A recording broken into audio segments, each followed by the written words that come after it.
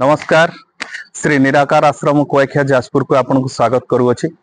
ए मठ मंदिर सत्य धर्मर प्रतिष्ठा निमित्त निर्मित करा जाई अछि एवं वर्तमान जो कलिजुग ए संसार चलुछि ए कलिजुगरु सत्य जुग को अग्रसर हेबा निमित्त जो कार्य मान रही अछि से समस्त कार्य एई मठरु प्रतिष्ठा दिवस रु कार्यकारी करा जाउ अछि। ए संसार समस्ते केवल सत्य जुग आसीब, कल्की आसीब एवं एक महा समर बा ध्वंस लीला अग्रसर हेब जो अभिहित करुअछंती समस्त ज्ञानी पंडित माने जो अभिहित करुअछंती से कार्य किपरि भाबरे हेब। आमे केवल कागज कलम रे लिखिदेले तो हबनी, से काम तो जे करिवो से कर्म अत्यंत गुप्त भाबरे एई मठरु ए मठ प्रतिष्ठा दिवस रु अग्रसर करा जाउ अछि। तेणु ए मठ मंदिर ए संसारे गुप्त लीला अग्रसर करुछि।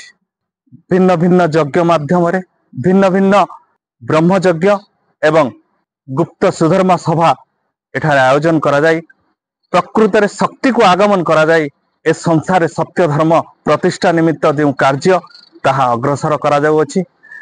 सूक्ष्म सत्ता मानंकु ए विश्व को ए धरा पृष्ठ को आगमन करा जाई सेमानंकु तांकर दायित्व प्रदान करा जाउ अछि एवं सेई दायित्व को सेमाने बहन करी कार्य को अग्रसर करुछंती। गोटे मानव पक्षरे संभव नुहे के आम्भे माने कलिरु सत्य को प्रतिष्ठा करिवा। तेणु आम्भे निमित्त मात्र, आमे केवल माध्यम, आमे केवल कार्य अग्रसर करि परिवा, किंतु समस्त शक्ति एवं दायित्व से सूक्ष्मर सर्वश्रेष्ठ शक्ति श्री निराकार पुरुषंक इच्छा रे अग्रसर करा जाउ अछि।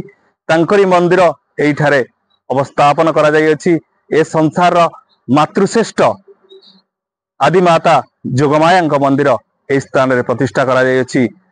आदिमाता जोगमाया ओ ए संसार सर्वश्रेष्ठ परिचालना कर्ता श्री पूर्ण ब्रह्मंकर सूक्ष्म एवं स्थूल परिचालना रे ए संसार रे सत्य धर्म निश्चित भाव रे प्रतिष्ठा हेबो। आगामी दिन मानकरे ए मठ ए संसार रो एक अग्रणी रूप रे कार्य करिवो एवं सारा विश्व रे एहार ख्याति निश्चित भाव रे आगामी दिन मानकरे आपण माने देखिबे।